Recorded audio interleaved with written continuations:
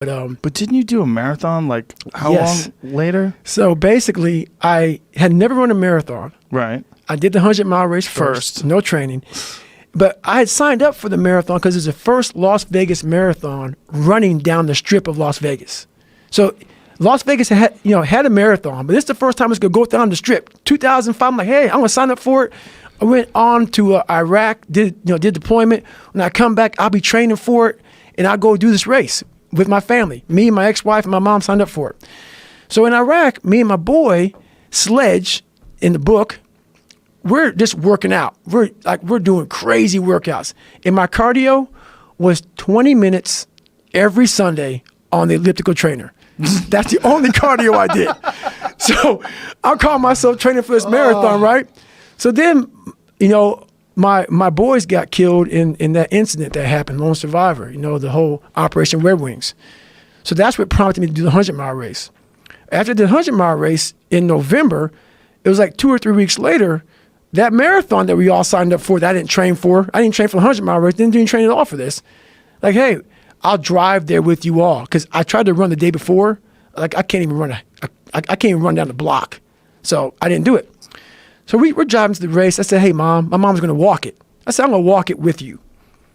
My ex-wife, I said, you can go ahead and take off, do your thing, run your race. I'm going to walk with my mom. That gun went off, and something fucking happened. I took off. I was like, what? I took off like a jackrabbit.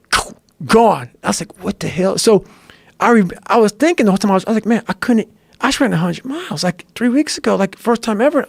I was peeing blood and pissing shit on myself.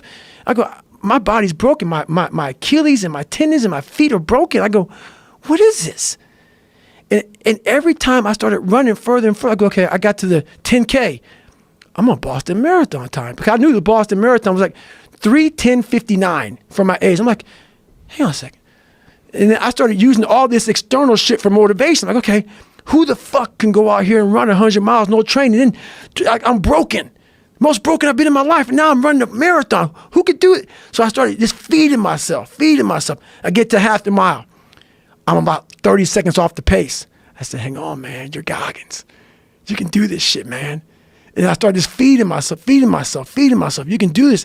Before I knew it, man, I got to like the last 6 miles, and I was off the pace, and I just kicked it. And next thing I knew, I did like a 3:08 and change. I was like, I was like, what the fuck? What have I been leaving on the table? Right. I've been leaving so much on the fucking table for pain. And that's when I started like going crazy about the mind. Like, what the hell am I, like, what is up? Like, it opened these different doors of like possibility and like, what is humanly possible? What are we capable of? Like, people, I didn't even know. I was just amazed by what I was able to do by a simple fact of just reasoning and working with pain and pain management. And my mind just kept on growing from there. And it happened in Hell Week. It happened in the 100-mile race. It happened here. It started just evolving into what it is now, to where now I'm like, God, dog, man, the mind, we are leaving so much on the table. But people take me, he cusses so much, he sounds crazy. Don't listen to all that shit, man. Just cut out the bullshit.